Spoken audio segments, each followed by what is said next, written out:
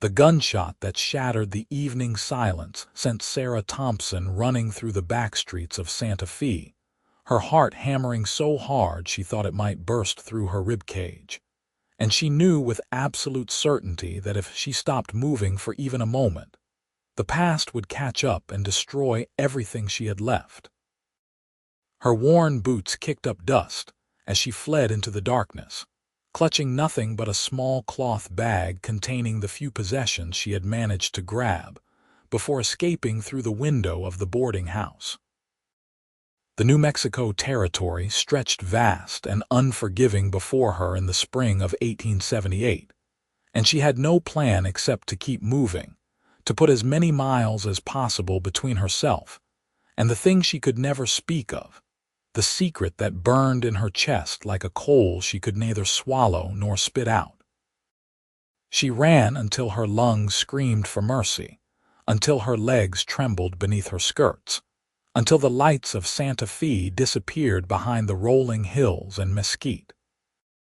Only when she collapsed beside an outcropping of red rock did she allow herself to stop, gasping for air, her hands shaking so violently she could barely hold them still. The night air carried the scent of sage and dust, and somewhere in the distance, a coyote howled at the moon. Sarah pressed her back against the stone, feeling its warmth still radiating from the day's heat, and fought the urge to sob. Crying would do no good. Crying never changed anything. She must have dozed fitfully, because when she opened her eyes, the sky had lightened to pale gray, and her body ached from sleeping on hard ground. The reality of her situation crashed over her like a wave. She had no horse, no food, no water except the half-full canteen she had grabbed, and no clear destination. She only knew she needed to keep moving south and west, away from everything she had known, away from the nightmare that had sent her fleeing into the night. Sarah stood on unsteady legs, brushed the dust from her dark blue traveling dress, and began walking as the sun crept over the horizon. The landscape stretched endless and beautiful in shades of rust and gold, but she had no capacity to appreciate it. Her mind kept circling back to what had happened, to what she had witnessed, to the choice she had made in that split second that had changed everything. But she could not let herself think about it. Thinking about it meant acknowledging it, and acknowledgement would break her into pieces too small to ever reassemble. By midday, the sun blazed mercilessly overhead and her canteen was nearly empty. Her lips cracked and bled. Her feet screamed in protest with every step. She had seen no one, no farmhouse, no travelers on any road. She had deliberately avoided the main routes, terrified that someone might be following, that word might have spread, that her face might be known. The paranoia gnawed at her, but it kept her moving when exhaustion begged her to stop. It was the horse that saved her life. She heard it before she saw it, the steady rhythm of hooves on packed earth, and her first instinct was to hide. She scrambled behind a cluster of juniper bushes, her heart in her throat, watching through the branches as a lone rider appeared on the trail below.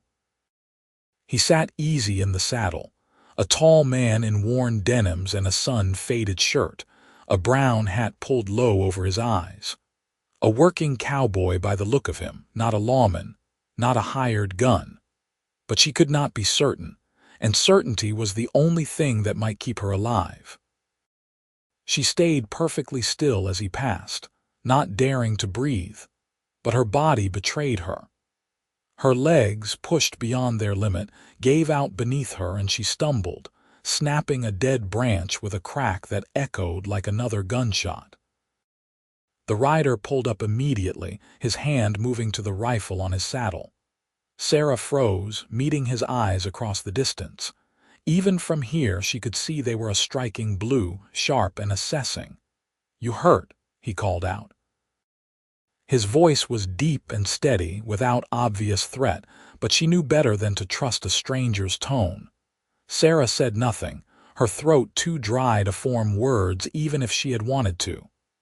She watched him, calculating whether she could run, knowing she could not. The cowboy dismounted in one fluid motion and took a few steps closer, leaving his horse ground-tied. "Madam, I mean you no harm. You look like you have been out here a spell without water. I have got some if you need it." Still, she remained silent, her body coiled tight as a spring. He stopped a respectful distance away, holding up his hands to show they were empty. Up close, she could see he was younger than she had first thought, perhaps 26 or 27, with a strong jaw shadowed by stubble and lines around his eyes from squinting into the sun. There was something about his face that suggested kindness, but Sarah had learned the hard way that faces could lie. "Name is Adam Brennan," he said. "I work cattle for the Three Rivers Ranch about 15 miles south of here. I am heading back there now after delivering some horses to Santa Fe. You look like you could use some help." "I do not need anything," Sarah managed to rasp out, her voice barely above a whisper. "Just passing through." Adam studied her for a long moment, and she saw the assessment in his eyes. He was taking in her disheveled appearance, her obvious exhaustion, the fact that she was alone on foot in the middle of nowhere with no supplies. She watched him decide something. "All right," he said slowly, "but at least take some water. You will not make it much farther without it." He unhooked a canteen from his saddle and walked closer, moving slowly as though approaching a skittish animal. When he was within arm's reach, he held it out. Sarah's pride warred with her desperate thirst. Thirst won. She snatched the canteen and drank deeply, the water tasting like salvation itself. "Easy now," Adam said gently. "Not too fast or you will make yourself sick." She forced herself to slow down to take smaller sips, even though her body screamed for more. When she finally lowered the canteen, she found him still watching her with those unsettling blue eyes. "Where are you headed?" he asked. "Away," she said simply. He nodded as though this made perfect sense. "You running from something," her whole body tensed. "That is not your concern." "No, madam, I suppose it is not." He took off his hat and ran a hand through dark hair. "But you are not going to survive out here on your own without supplies. The nearest town is St. George, Utah, but that is a good 150 miles northwest of here through some rough country. If you are trying to avoid the main roads, it will be even harder." "I will manage," Sarah said, but even she could hear the lack of conviction in her voice. Adam replaced his hat and looked at her for another long moment. Then he did something that surprised her. He turned and walked back to his horse, pulled a leather saddlebag free and brought it to her. "There is some jerky and hardtack in here and you can keep the canteen. It is not much, but it might get you to wherever you are going." Sarah stared at the bag, then at him, confusion mixing with suspicion. "Why would you do that?" he shrugged.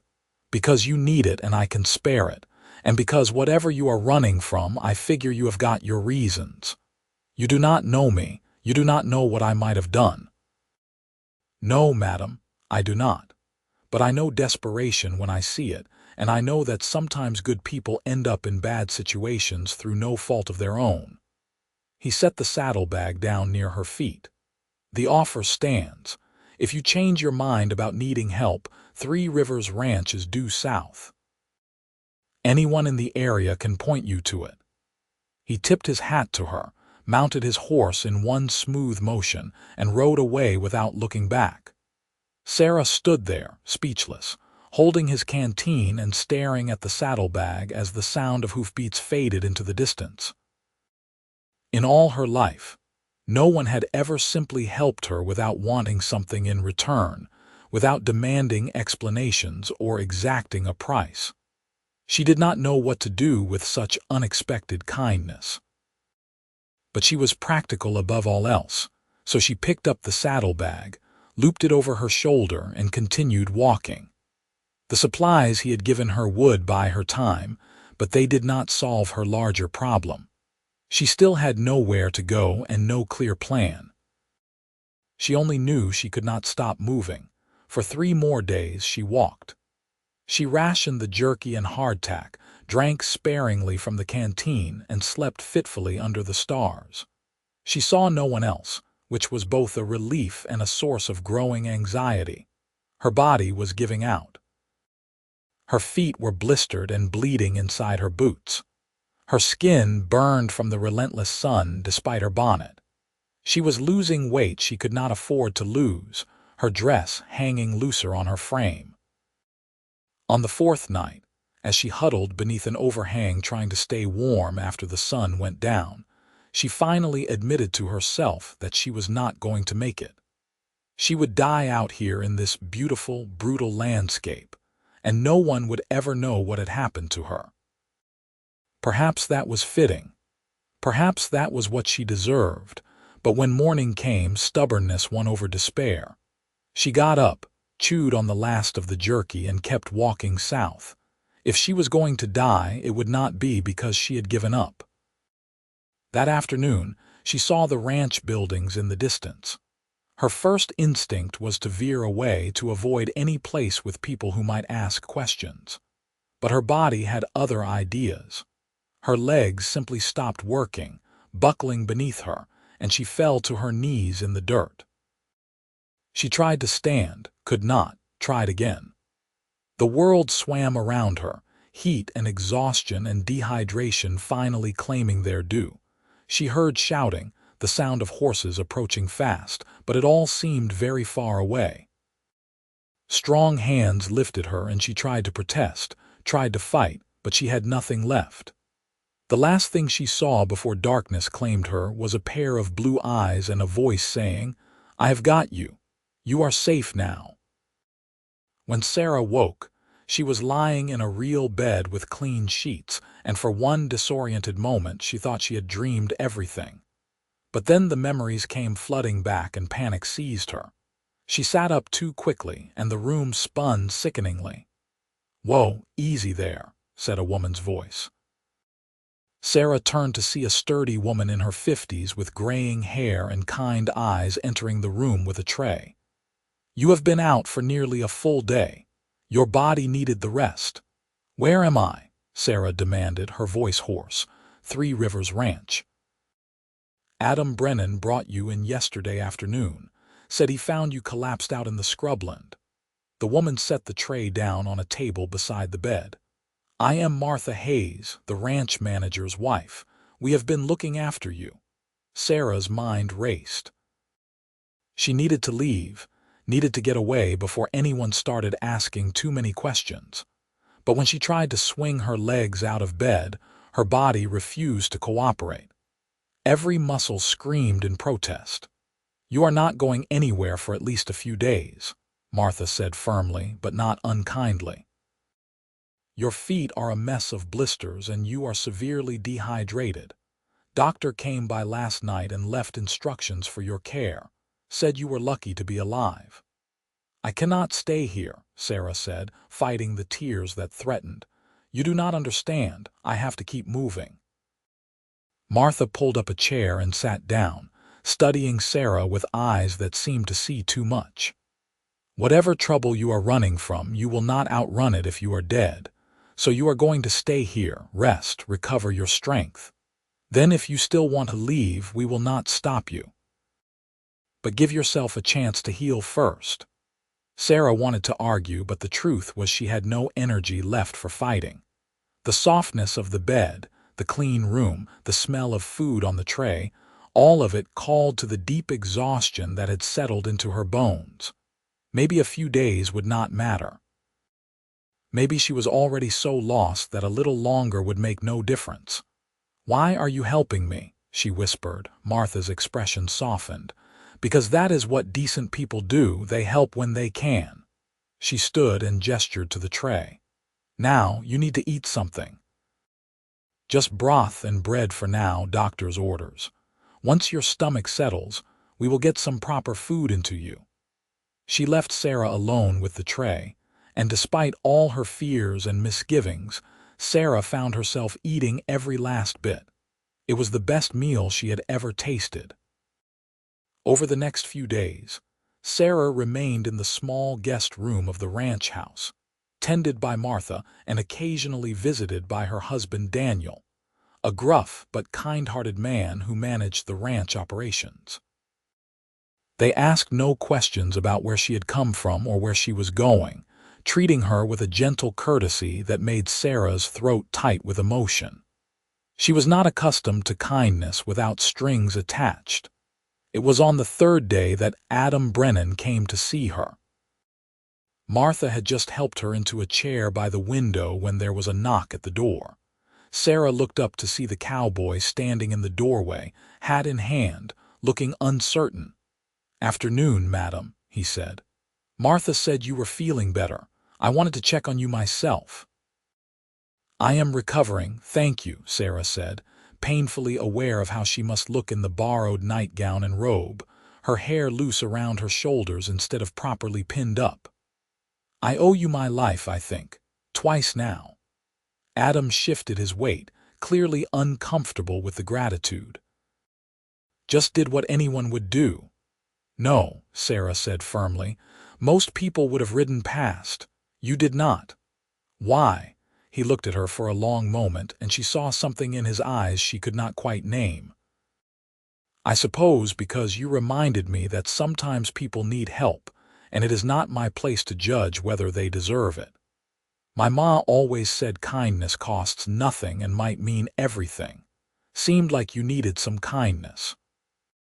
Sarah felt something crack open in her chest, some frozen place she had not even realized existed.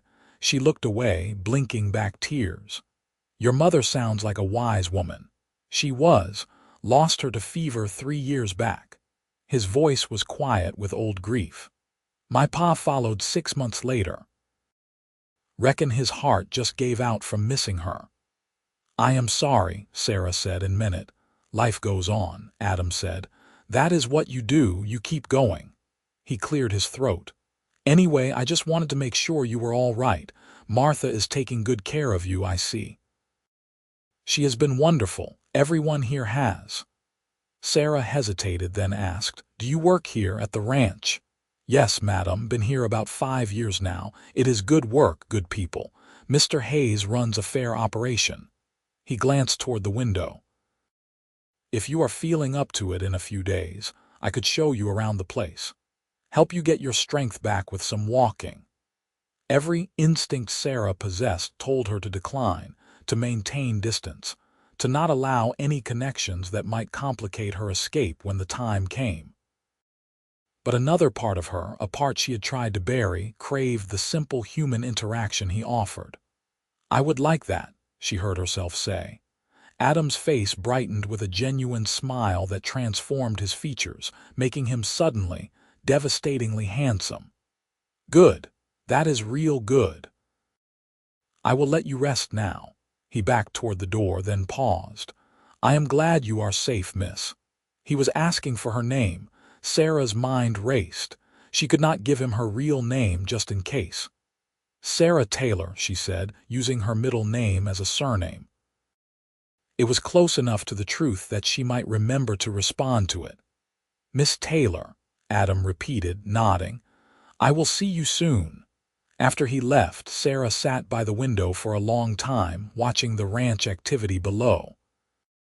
Cowboys moved horses between corrals, cattle lowed in the distance, and the whole place hummed with purposeful energy. It looked solid and real and safe, everything she desperately needed but knew she could not have. Because the past had a way of catching up, and when it did, it would destroy anyone standing nearby. She could not let that happen to these people who had shown her such undeserved kindness. Which meant she could not stay, no matter how much her battered soul wanted to. But first, she needed to heal enough to travel. So she would accept their help for now, keep her secrets close, and leave before anyone got hurt. A week later, Sarah was up and moving around the ranch house, helping Martha with light chores despite the older woman's protests.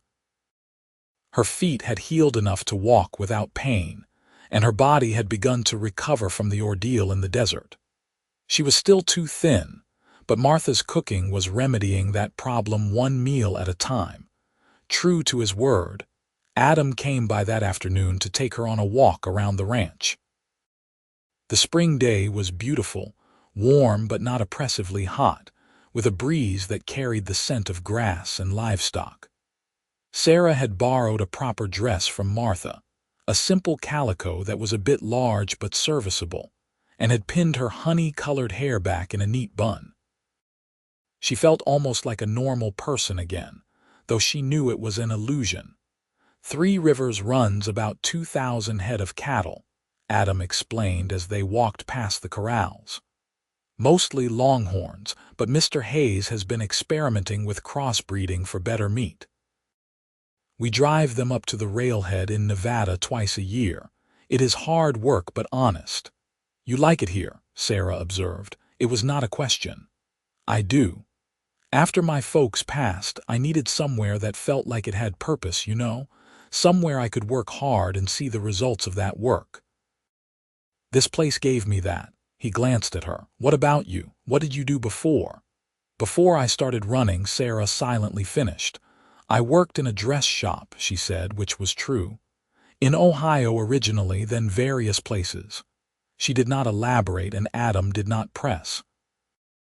They walked in comfortable silence for a while, and Sarah found herself relaxing despite her better judgment.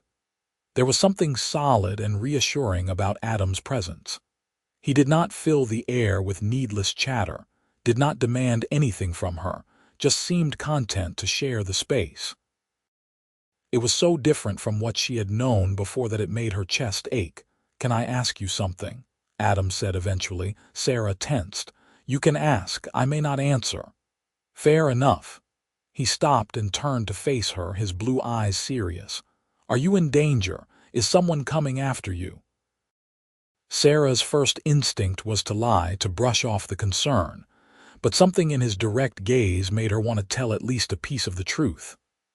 "I do not know," she said quietly. "Maybe. I ran from something bad, something I cannot talk about.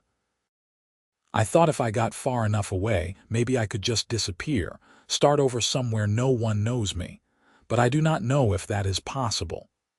Adam nodded slowly, processing this. "If someone comes looking, if trouble finds you, you should know that folks here would stand with you.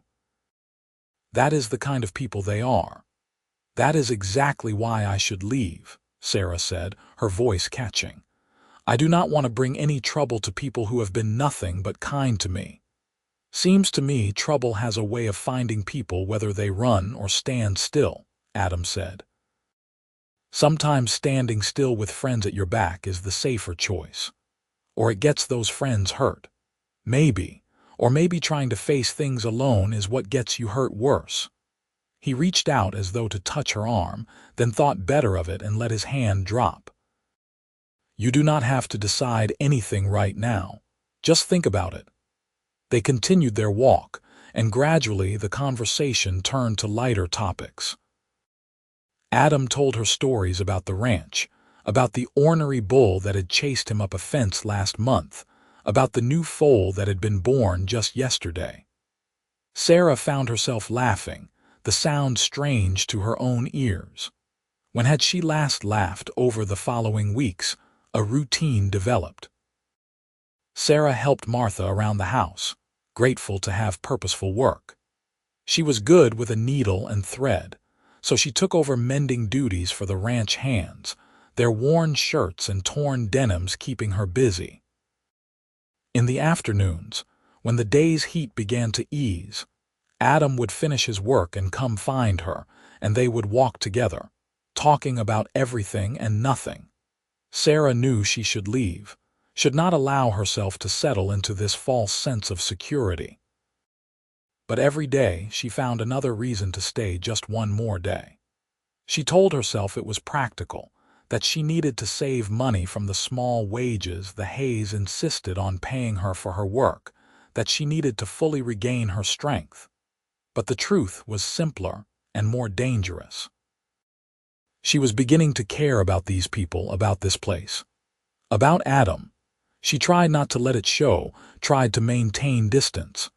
But Adam had a way of slipping past her defenses without seeming to try. He never pushed, never demanded more than she could give, but his steady presence was wearing down her walls brick by brick. One evening in late May, as they sat on the porch of the bunkhouse watching the sunset paint the sky in shades of orange and purple, Adam said, "You have been here almost a month now. I know. I should be moving on soon." But the words felt hollow, unconvincing even to her own ears. "Is that what you want, to keep moving?" Sarah looked out at the landscape, at the vast expanse of land and sky. "I do not know what I want anymore.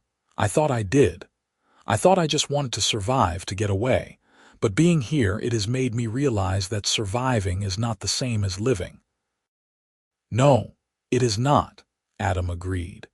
He was quiet for a moment, then said, "You could stay, you know. Mr. Hayes mentioned the other day that they have been thinking about hiring a housekeeper to help Martha full-time. The work is getting to be too much for her now that her arthritis is acting up. The job would be yours if you wanted it." Sarah's heart clenched. The offer was tempting, terrifyingly so. "Adam, I cannot. You do not understand what I am running from. If it catches up with me here, it could put everyone at risk." "Then tell me," he said, turning to look at her directly. "Tell me what has you so scared. Maybe it is not as bad as you think. Or maybe it is, but at least I would know what we might be facing." "I cannot," Sarah whispered, her eyes burning with unshed tears. "If I speak it out loud, it becomes real, and I cannot bear for it to be real." Adam reached over and took her hand, the first time he had deliberately touched her. His palm was calloused and warm, and Sarah felt the contact like an electric shock. "Sarah, whatever happened, whatever you saw or did, you are not alone anymore. You have people here who care about you." "I care about you, more than I probably should, given that I barely know you, but there it is." Sarah stared at their joined hands, her heart pounding so hard she was sure he must hear it. She wanted so desperately to believe him, to believe that she could stop running and let someone help carry the weight she had been bearing alone, but the risk was too great. "I need time," she managed to say. "I need to think." "Take all the time you need," Adam said, squeezing her hand gently before releasing it. "I will be here." That night, Sarah lay in bed staring at the ceiling, her mind racing. For the first time since fleeing Santa Fe, she let herself actually think about what had happened. Let herself examine the memory she had been trying so hard to bury. She had been working at the boarding house, just like she had worked at a dozen other places over the past few years, moving from town to town, never staying anywhere long enough to put down roots. It had been late evening, and she had been delivering fresh linens to the rooms on the second floor. She had knocked on room 7, received no answer, assumed it was empty as it was supposed to be. She had opened the door and walked in. The man lying on the bed had been dead, his throat cut, blood soaking into the mattress. And standing over him, knife still in hand, had been Marshal William Thorne, the very man who was supposed to uphold the law. Their eyes had met across the body, and in that instant, Sarah had seen her own death in his gaze. She had run. Just dropped the linens and ran, hearing his shouts behind her, the gunshot that had missed her by inches. She had escaped through her room's window and kept running, knowing that a marshal's word would always be believed over hers, that she was the only witness to his crime, and that he would hunt her to the ends of the earth to silence her. That was what she was running from. Not some vague trouble, but a killer with a badge who could not afford to let her live. And if he found her here, he would not hesitate to kill anyone who stood in his way. The next morning, Sarah sought out Daniel Hayes. She found him in the ranch office, going over ledgers. He looked up when she knocked and waved her in with a welcoming smile. "Miss Taylor, what can I do for you?" Sarah closed the door behind her and took a deep breath. "Mr. Hayes, I need to ask you something. Has anyone come around asking questions about new arrivals? Anyone looking for a woman matching my description? Daniel's expression became serious. He set down his pen and leaned back in his chair. No one has come asking. Should I be expecting someone? Sarah wrapped her arms around herself. Maybe, I do not know, I hope not, but I cannot be sure. This has something to do with why you ended up collapsed in the scrubland, Daniel said. It was not a question. Yes. Are you wanted by the law for a crime? No, but someone in a position of power wants me dead because I witnessed something I should not have seen. That is all I can say. Daniel studied her for a long moment, and Sarah forced herself to meet his gaze without flinching. Finally, he nodded. All right. I will let the hands know to keep an eye out for strangers. If anyone comes asking, we will say we have not seen anyone matching your description. But Sarah, if you are in this kind of danger, you should know that running forever is not sustainable. Eventually, you will have to either face it or find a way to end it. I know, Sarah said quietly, but I do not know how to do either of those things. Well, when you figure it out, you have got people here who will help. Remember that. He picked up his pen again. Now, Martha tells me you have been a godsend around the house. The job I mentioned to Adam, the housekeeper position, I meant what I said. It is yours if you want it, along with room and board and fair wages. Think about it. Sarah left the office feeling both relieved and more anxious than before. Daniel's kindness only reinforced how much she had to lose if Thorne found her here. But it also made her want to fight for the first time since this nightmare began. Maybe running was not the only option. Maybe there was another way. She just had to figure out what it was. The summer heat settled over the ranch, bringing long days and warm nights.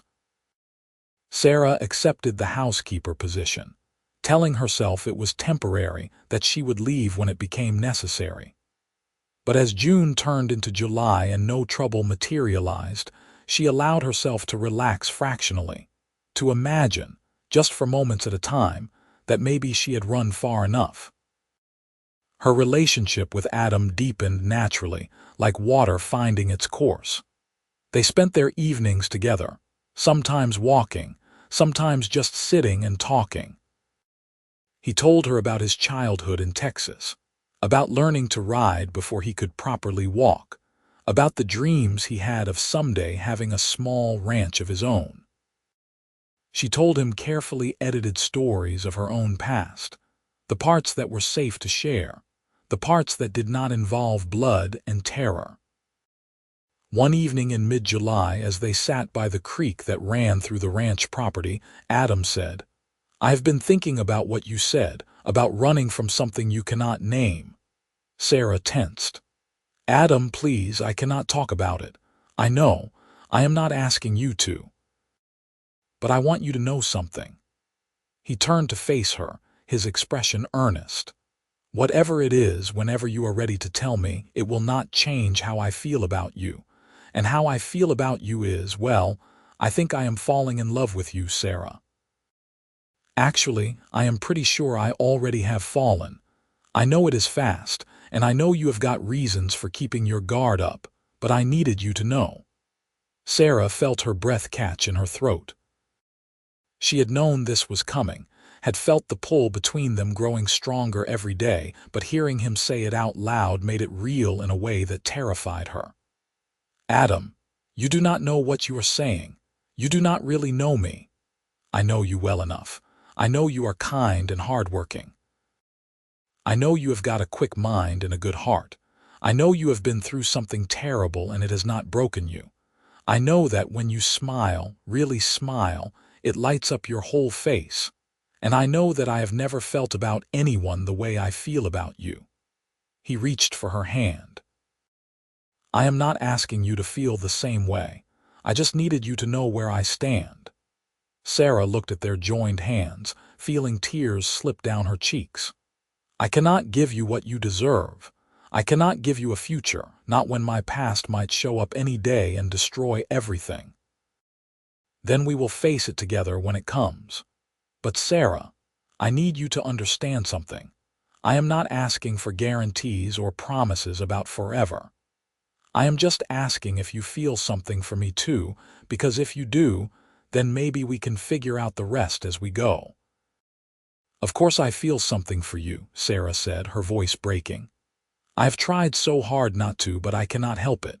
You are good and decent and everything I never thought I would find, but caring about me puts you in danger." "I am a cowboy in the Wild West," Adam said with a small smile. "Danger kind of comes with the territory. At least this danger comes with someone worth facing it for." Sarah let out a sound that was half laugh, half sob. "You are impossible, so I have been told."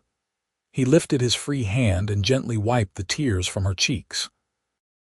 "Sarah, I am not asking you to stop being careful or to stop looking over your shoulder.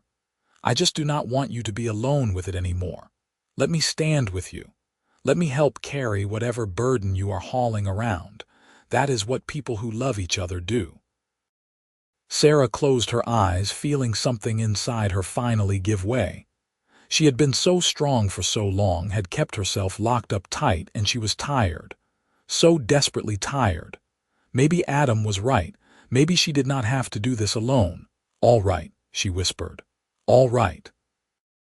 Adam pulled her close, and Sarah let herself lean into his embrace, let herself feel safe for the first time in months. She knew it might be an illusion, knew that safety could shatter at any moment. But for now, in this moment, it was enough. That night, Sarah made a decision. If she was going to stay, if she was going to let herself love Adam and build something here, then she needed to tell him the truth. All of it. He deserved to know what he was signing up for. The next evening, she asked him to meet her by the creek again, the same spot where he had confessed his feelings. Her stomach churned with anxiety as she waited, but her resolve held firm.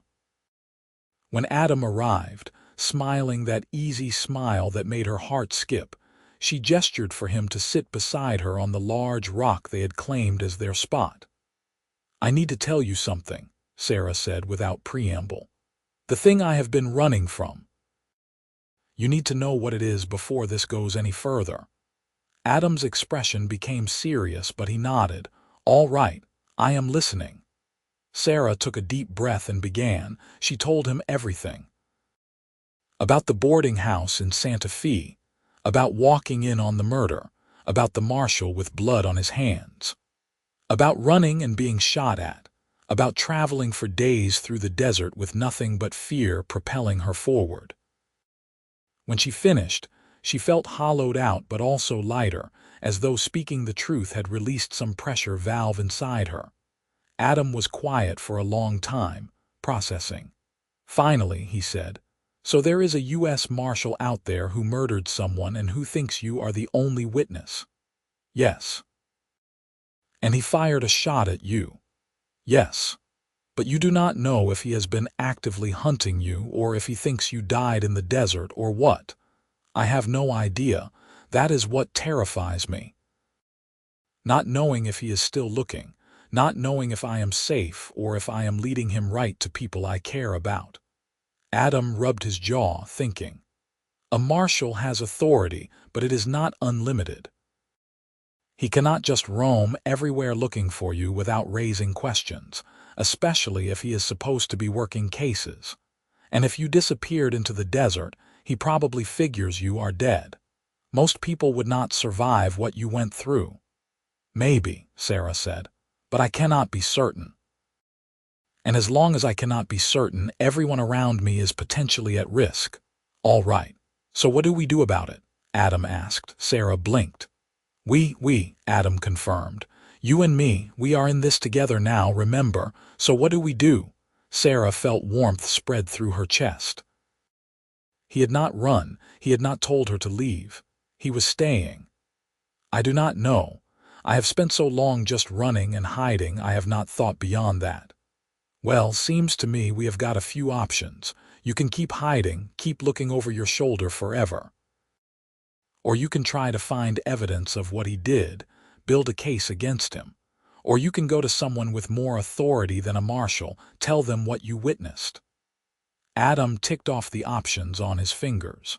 None of them are great, but they are better than just waiting for the axe to fall.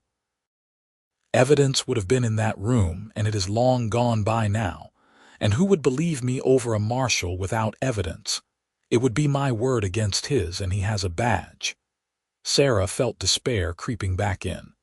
Maybe, but you are not the only person in that boarding house. Other people might have seen something or heard something. Pieces that did not make sense at the time but would make sense now. And marshals have superiors. If we could get word to a federal judge or a territorial governor, someone who could order an investigation, that would at least get eyes on him. Adam took her hand. I am not saying it would be easy or safe, but it might be possible. Sarah looked at him, at this man who had walked into her life and refused to let her face her nightmares alone. Why are you doing this? Why would you risk yourself for this? Because I love you, Adam said simply. And because what he did was wrong, and you should not have to spend the rest of your life running from it. Someone needs to stand up to men like that, or they just keep hurting people. Sarah felt tears welling up again, but these were different. These were not tears of fear or despair, but of something she had not felt in a very long time. Hope. I love you too, she said, the words spilling out before she could stop them. I tried not to, but I do. I love you, Adam Brennan. The smile that broke across his face was like sunrise. He cupped her face in his hands and kissed her, gentle and sweet and full of promise. When they finally pulled apart, Sarah was breathless. We will figure this out, Adam said. Together, I promise you that. And for the first time since that terrible night in Santa Fe, Sarah believed that maybe, just maybe, everything could be all right. Over the following weeks, Sarah and Adam quietly began gathering information. Adam had a friend who worked as a clerk in the territorial office in Santa Fe, and he wrote a carefully worded letter asking about Marshal William Thorne's current status and assignments. The reply came 3 weeks later.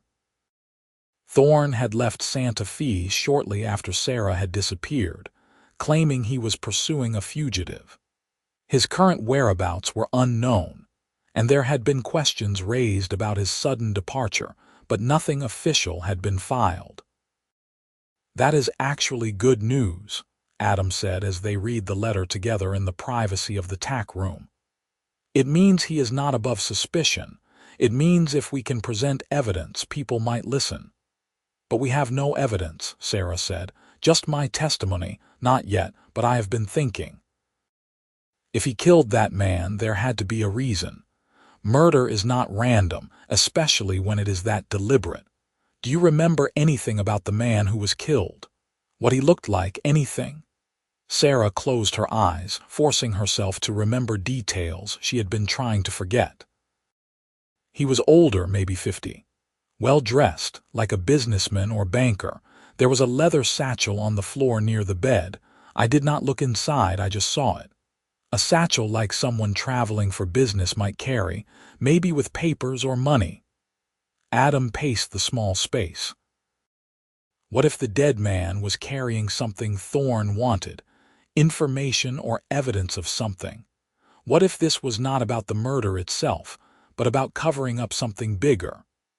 That would mean there are records somewhere, documentation, Sarah said slowly. But we would have no idea where to look or what we are looking for. Maybe not. But Daniel has connections throughout the territory from the cattle business. He knows traders and bankers and businessmen. If we could describe the victim, maybe someone would recognize him, could tell us who he was. That would at least give us a starting point. It was a long shot, but it was something. Daniel, when they brought him into their confidence, was immediately supportive. I will send telegrams to my contacts, he said, discreetly, nothing that would raise alarms. If this man was someone of importance, someone will remember him. It took another month, but finally they got a lead. A banker in Albuquerque remembered reading about a territorial auditor named James Whitfield, who had gone missing in Santa Fe the previous spring. Whitfield had been investigating irregularities in federal land sales. His disappearance had been noted but not actively pursued, written off as a man who had possibly met with foul play from parties unknown. "That is him," Sarah said, her hands trembling as she read the telegram. "That has to be him. Land sales. What if Thorne was involved in some kind of fraud and Whitfield found out? What if Thorne killed him to stop the investigation? Then we need to find out who else was involved and get that information to someone who can do something about it," Adam said. His jaw was set with determination. "This is bigger than just one murder. This is federal corruption. That means federal jurisdiction." Daniel contacted a lawyer friend in Salt Lake City, a man he trusted implicitly. The lawyer, after hearing the full story, advised them to prepare a written statement from Sarah detailing everything she had witnessed, along with all the circumstantial evidence they had gathered. He would then present it to a federal judge he knew who had a reputation for integrity. "It is going to take time," the lawyer warned in his reply, "and there are no guarantees, but if what you say is true, the judge will want to look into it." Sarah spent 3 days writing out her statement, every detail she could remember, signing and dating each page. It was terrifying to put it all down on paper, to create a document that could be used against her if it fell into the wrong hands. But it was also cathartic, a way of taking back some power. Adam rode to Salt Lake City himself to deliver the statement, refusing to trust it to the mail. He was gone for 2 weeks, and Sarah worried every moment he was away. But he returned safely, reporting that the lawyer had been impressed with the thoroughness of the documentation and promised to present it to the judge immediately. Then came the hardest part, waiting. Summer faded into autumn. The ranch prepared for the fall cattle drive, and Sarah threw herself into work to keep her mind occupied. She had been at 3 Rivers for nearly 6 months now, longer than she had stayed anywhere in years. The place felt like home. The people felt like family. And Adam felt like her future, if they could just get through this. In early October, as the aspens turned gold on the distant mountains, a man arrived at the ranch asking for Sarah Taylor. Sarah's blood turned to ice when Martha came to tell her, certain that somehow Thorne had found her.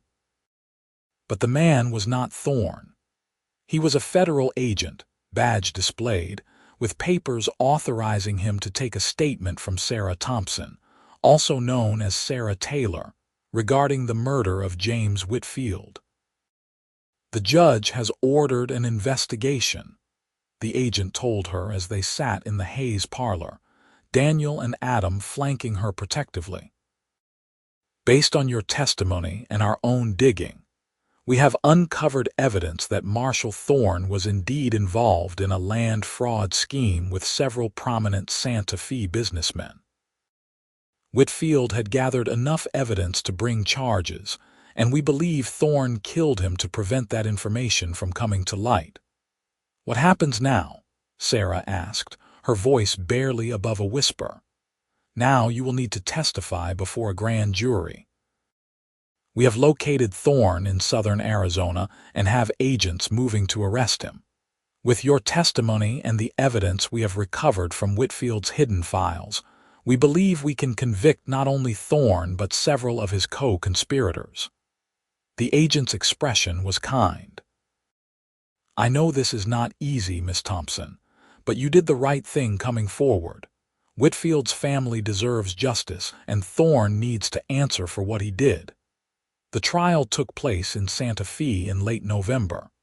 Sarah traveled there with Adam at her side, her nerves stretched tight. She had not been back to the city since fleeing that night, and every street corner felt like a threat. But Adam never left her side, his steady presence the only thing keeping her grounded, Thorne was already in custody, his face hard with rage when Sarah entered the courtroom. She forced herself to look at him, to not cower or hide. She had spent months running from this man, but she was done running. Her testimony took most of a day. She recounted everything, from walking into that room to fleeing into the desert. The defense attorney tried to shake her story, to suggest she was mistaken or lying, but Sarah held firm. This was the truth, and she would not let anyone twist it. The physical evidence was damning. Whitfield's files, recovered from a bank vault where he had stored them for safekeeping, detailed the entire fraud scheme. Thorne's financial records showed payments that could not be explained. Other witnesses testified to seeing Thorne meeting with known criminals. Piece by piece, the prosecution built an ironclad case. The jury deliberated for 3 hours before returning a guilty verdict on all counts. Thorne would hang for murder. His co-conspirators would serve long prison sentences. Justice, imperfect and delayed but real nonetheless, had been served. When it was over, Sarah and Adam stood on the courthouse steps, breathing in the cool November air. Sarah felt as though she had been holding her breath for 7 months and could finally exhale. "It is really over," she said wonderingly. "It is really over," Adam confirmed. He pulled her close. "You are free, Sarah. Free to live your life without looking over your shoulder." Sarah leaned into him, feeling tears of relief streaming down her face. "I could not have done this without you. You saved me, not just that day in the desert, but every day since." "We saved each other," Adam corrected gently. "You gave me someone to fight for. That is a gift." They returned to Three Rivers Ranch in early December, just as the first snow began to fall. The landscape transformed into something magical, white and pure and full of new beginnings. Sarah had never experienced a proper winter before, and she found herself enchanted by the beauty of it. On Christmas Eve, Adam took her to their spot by the creek, now frozen over and glittering in the moonlight. He had bundled her into every warm item of clothing they could find, and Sarah laughed as she waddled along beside him, looking like a walking pile of quilts. "I have something for you," Adam said when they reached their destination. He reached into his coat pocket and pulled out a small velvet box. Sarah's breath caught. "Adam, what is this? Open it and see." Inside was a simple gold band with a small diamond, modest but beautiful. Sarah looked up at Adam, her eyes wide. "Sarah Thompson, I love you more than I have ever loved anyone. You are the strongest, bravest, most remarkable woman I have ever known. I want to spend the rest of my life with you if you will have me. Will you marry me?" "Yes," Sarah said, the word coming out in a rush of joy. "Yes, absolutely yes." Adam slipped the ring onto her finger and it fit perfectly. Then he kissed her under the stars, and Sarah felt something she had never expected to feel again. Pure, uncomplicated happiness. They were married on New Year's Day, 1879, in a small ceremony at the ranch. Martha cried happy tears as she helped Sarah into a simple white dress. Daniel walked Sarah down the makeshift aisle in the Hayes parlor. The ranch hands all attended, along with several families from the surrounding area. It was not fancy or elaborate, but it was perfect. When the minister pronounced them husband and wife, Adam kissed her like she was the most precious thing in the world, and Sarah knew she was finally, truly home. The Hayes gifted them a small house on the ranch property, a 2-room cabin that had been used for storage, but which the hands had spent weeks fixing up and making livable. Sarah and Adam spent their first months of marriage turning it into a real home, painting walls and hanging curtains, and filling it with small touches that made it theirs. Spring came early in 1879, and with it came new life.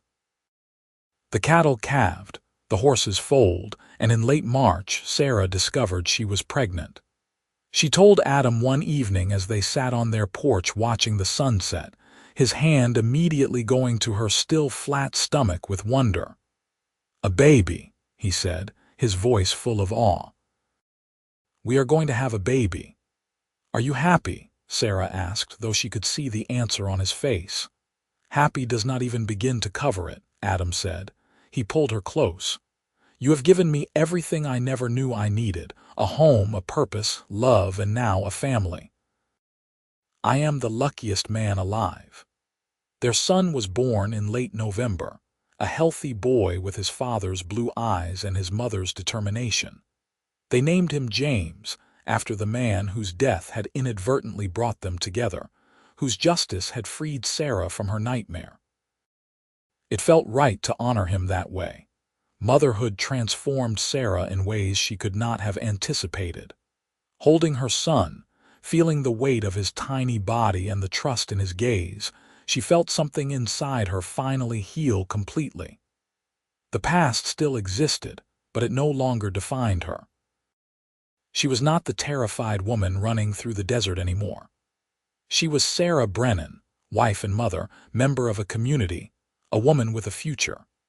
Adam was a devoted father, always eager to hold James, to walk with him when he was fussy, to sing him cowboy ballads in his deep voice. Sarah would watch them together and feel her heart so full it almost hurt. The years passed in a rhythm of seasons and growth. James grew into a bright, curious child who followed his father around the ranch like a shadow.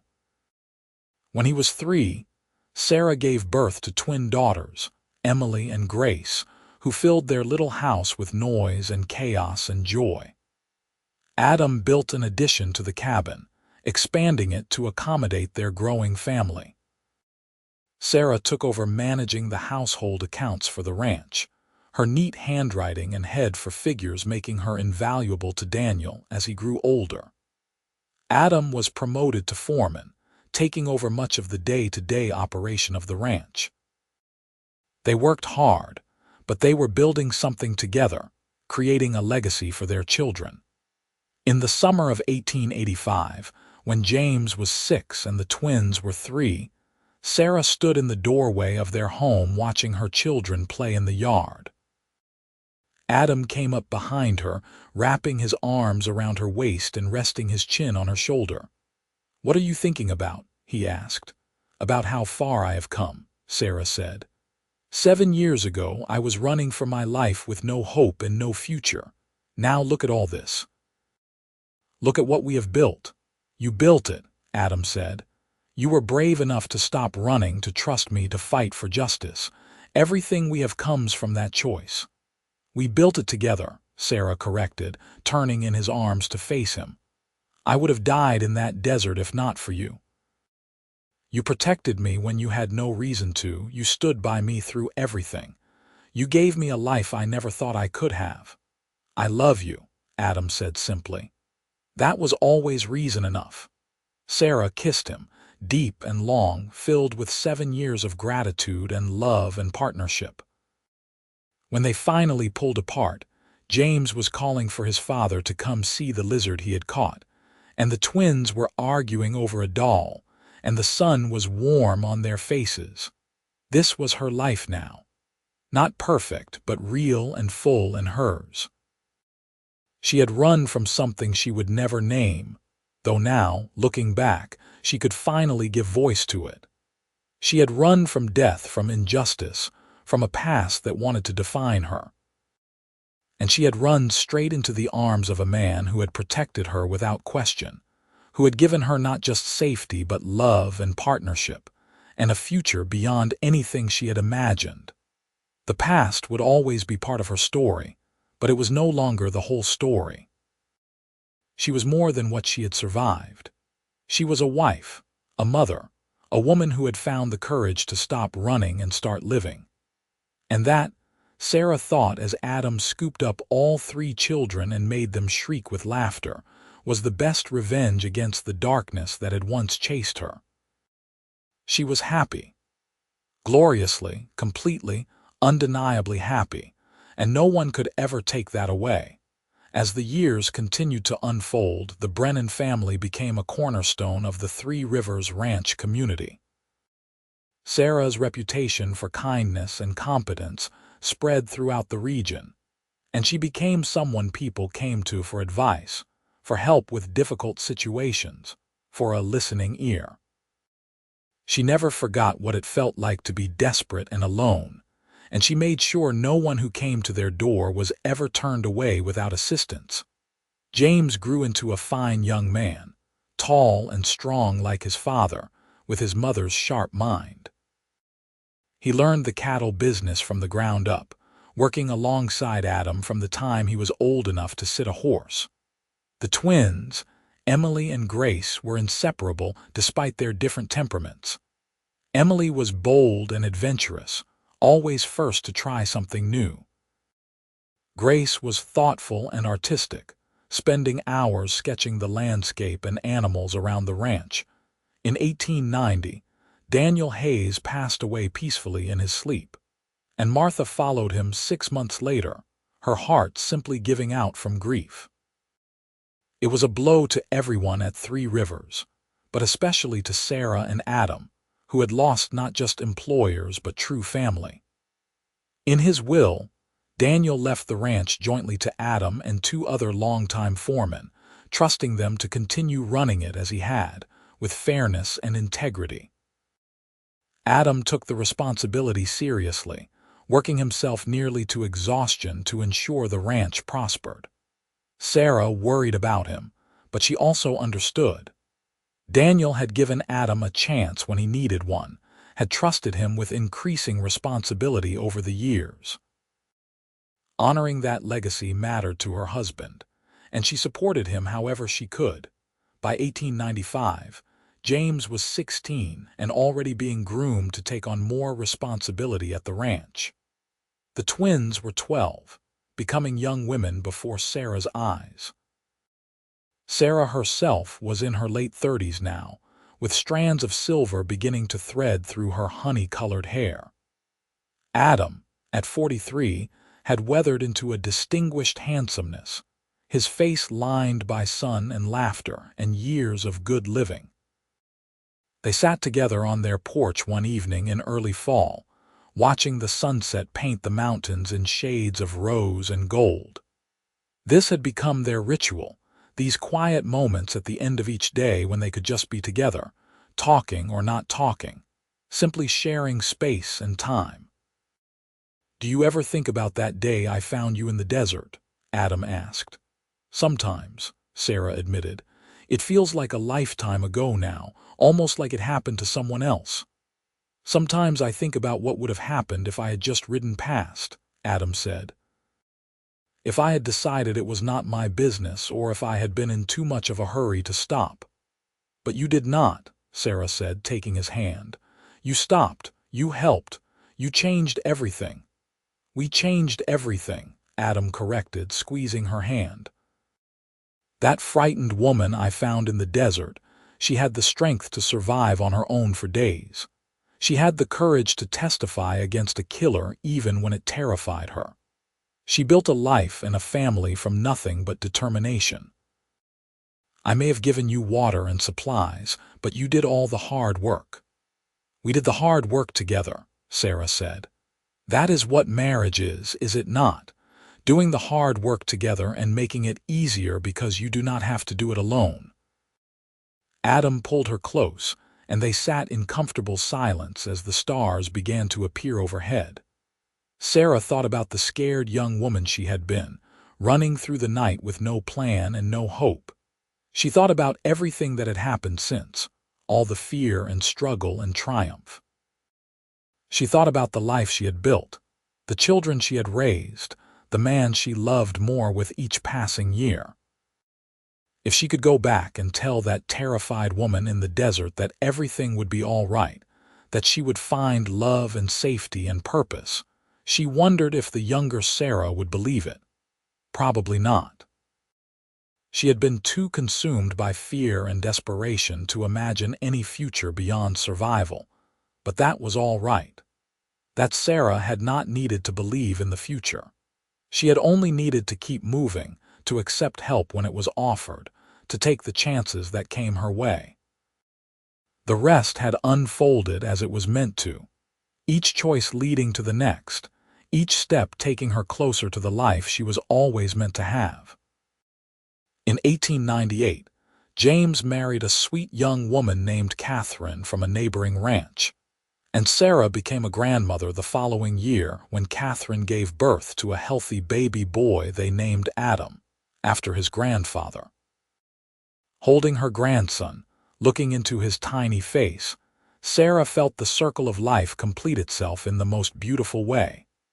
Emily, at 19, announced she wanted to become a teacher and took a position at the small school that had been established in the growing settlement near Three Rivers. Grace, at the same age, had developed into a talented artist, and several of her paintings now hung in homes throughout the territory. Sarah was fiercely proud of all her children, amazed at the people they had become. Adam, now in his 50s but still strong and vital, continued to run the ranch with skill and dedication. He had become a respected figure in the region, known for his fairness in dealings and his willingness to help neighbors in need. He and Sarah had built not just a family but a legacy, one that would continue long after they were gone. On their 20th wedding anniversary in 1899, Adam surprised Sarah with a trip to St. George, Utah. They had talked over the years about visiting the town Daniel Hayes had once mentioned, curious about the Mormon community that had settled there. It was a week's journey by wagon, but they had raised their children and could take time for themselves now. St. George proved to be a beautiful town, red rocks rising dramatically around the settlement, with neat houses and gardens that testified to the hard work of its inhabitants. They stayed at a small hotel, explored the town, attended a concert at the Tabernacle, and spent evenings walking hand in hand through the streets like newlyweds. On their last evening there, as they stood looking out at the spectacular landscape bathed in sunset colors, Adam said, "Do you ever have regrets about any of it?" "Never," Sarah said without hesitation. "How could I regret anything that led me to you? Yes, terrible things happened. Yes, I was scared and desperate and alone for a while. But all of that brought me to that moment in the desert when you rode up and decided to help a stranger for no reason, except that it was the right thing to do. How could I regret the path that led to everything I have now?" "I am glad," Adam said, "because I have never regretted a single moment since the day I met you. You have been the greatest gift of my life, Sarah Brennan." They kissed as the sun set behind the mountains, two people who had found each other against all odds and built something beautiful from the wreckage of the past. The new century dawned bright with promise. The Wild West of Sarah and Adam's youth was fading into history, replaced by increasing civilization and order. Railroads crisscrossed the territory, telegraphs connected distant towns, and the lawlessness that had once defined the region was slowly being tamed.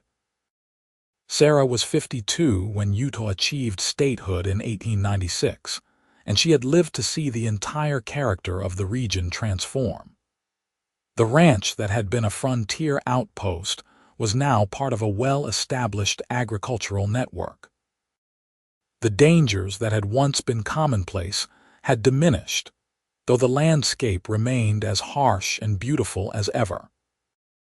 In 1905, when Sarah was 59 and Adam was 66, they made the decision to retire from active ranch management, turning over the daily operations to James and his young family. They had worked hard for 3 decades, and while neither was incapable, they both felt ready to step back and enjoy the fruits of their labor. They built a small house closer to the main ranch buildings, with a wide porch perfect for sitting and watching the world go by. Sarah kept a garden, finding peace in working the soil and coaxing life from the earth. Adam, unable to completely give up ranch work, spent his days helping with small tasks and teaching his grandchildren everything he knew about horses and cattle and the land. Their family continued to grow. James and Catherine had 5 children in total. Emily married a fellow teacher and moved to Salt Lake City, where she established her own school. Grace married later, to an artist she met when she traveled to San Francisco to study painting, and they settled in Denver where she made a name for herself in the art world. Sarah and Adam's house was always full of visiting grandchildren, their laughter and energy keeping them young. They told stories of the old days, though Sarah was always careful about what details she shared. The children did not need to know about the worst of what she had survived. They only needed to know that their grandmother had been brave, and their grandfather had been kind, and that love had brought them together. On a warm summer evening in 1912, Sarah and Adam sat on their porch as they had done thousands of times before. She was 66 now. He was 73, and while age had slowed them both, they were still healthy and active, blessed with bodies that had weathered the hard life of ranching better than many.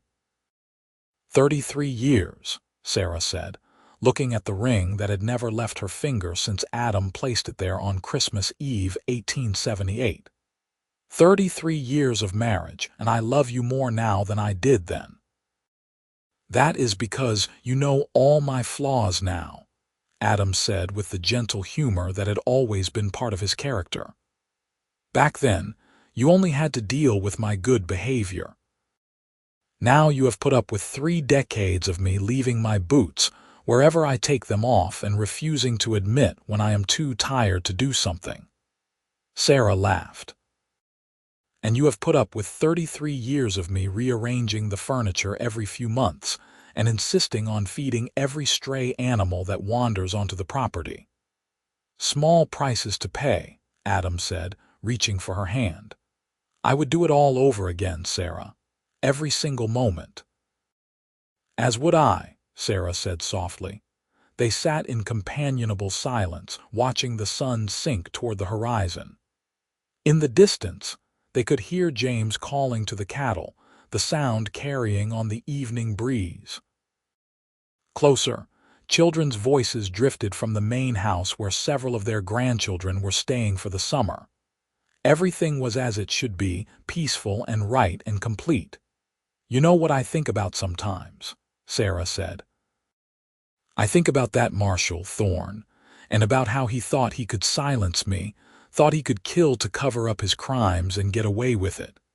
He had all the power, the badge, the authority. And I was no one, just a woman alone with no resources and no allies. By all rights, he should have won. But he did not, Adam said. No, he did not, because one good man decided to help me without asking for anything in return. One act of simple human kindness changed everything.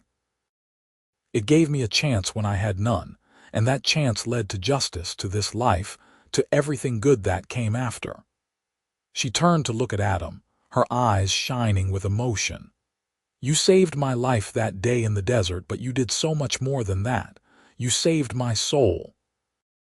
You reminded me that goodness exists, that people can choose to help rather than harm.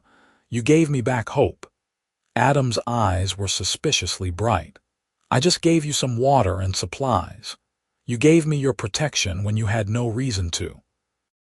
You stood by me when anyone else would have walked away. You fought for me, believed in me, loved me. That was never just anything. Sarah squeezed his hand. I spent the first part of my life running from things I could not name. And then I spent the second part, the better part, building something beautiful with you. If I died tomorrow, I would die completely satisfied, knowing that I lived fully and loved deeply. Well, do not die tomorrow, Adam said gruffly. I have plans for us. Grandchildren to spoil, years left to enjoy. You are not getting out of growing old with me that easily. Sarah laughed, the sound full of joy. All right, I will stick around a while longer. After all, someone has to make sure you stop leaving your boots everywhere."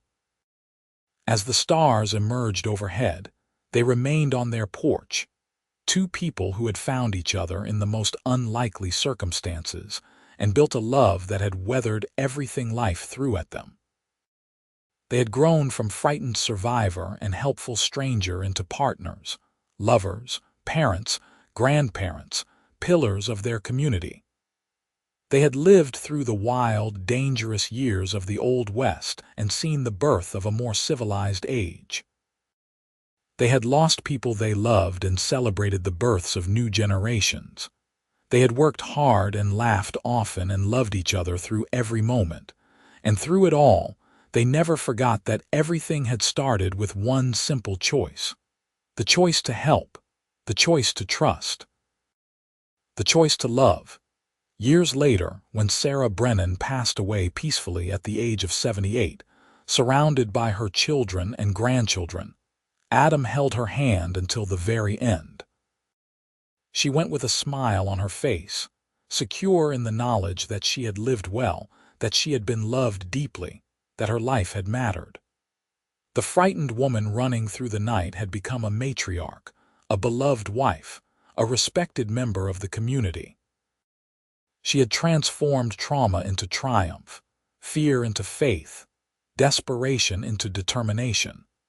Adam followed her a year later at 79, his heart simply unable to continue without the woman who had been his partner for nearly 40 years. Their children buried them side by side on a hill overlooking Three Rivers Ranch with a simple stone that read, "Sarah and Adam Brennan. She ran, he protected, they loved." But their story did not end with their deaths. It lived on in their children and grandchildren, in the ranch that continued to prosper under James's stewardship, in Emily's school that educated hundreds of children, in Grace's artwork that brought beauty to the world. It lived on in the stories told about the couple who had defied odds and built something lasting, about the cowboy who had protected a stranger for no reason except kindness, about the woman who had been brave enough to stop running and start living. And perhaps most importantly, it lived on as a reminder that a single act of compassion could change everything. That choosing to help someone in need, even when there was no obvious benefit to yourself, could set in motion a cascade of good that rippled out far beyond what you could imagine. That love, real and true, and built on a foundation of trust and respect, could overcome any obstacle. The Wild West that Sarah and Adam had known faded into legend, but the truths their lives had demonstrated remained constant. Courage mattered. Kindness mattered. Standing up for justice mattered. And love, above all else, mattered most of all in the end. Sarah Thompson, who had run from something she would never name, found everything she had never dared to hope for because a cowboy named Adam Brennan had protected her without needing a reason. And from that chance meeting in the desert, from that simple exchange of water and kindness, had grown a love story for the ages, a testament to the power of human goodness in even the hardest of times and places. Their great-grandchildren would walk the land they had worked, live in houses they had built, and carry forward the values they had exemplified.